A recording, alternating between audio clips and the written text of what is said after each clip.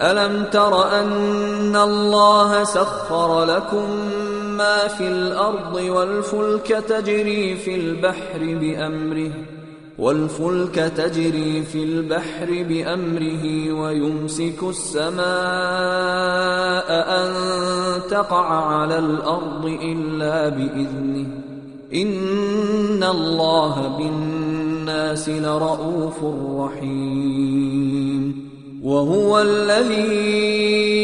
أحياكم ثم يميتكم ثم يحييكم إن الإنسان لكفور لكل أمة جعلنا منسكا هم ناسكوه فلا ينازعنك في الأمر وادع إلى ربك إنك لعلى هدى مستقيم وإن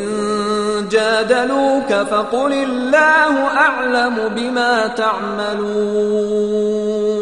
الله يحكم بينكم يوم القيامة فيما كنتم فيه تختلفون ألم تعلم أن الله يعلم ما في السماء والأرض إن ذلك في كتاب إن ذلك على الله يسير ويعبدون من دون الله ما لم ينزل به سلطانا وما ليس لهم به علم وما للظالمين من نصير وإذا تتلى عليهم آياتنا بينات تعرف في وجوه الذين كفروا المنكر يكادون يسطون بالذين يتلون عليهم آياتنا قل أفأنبئكم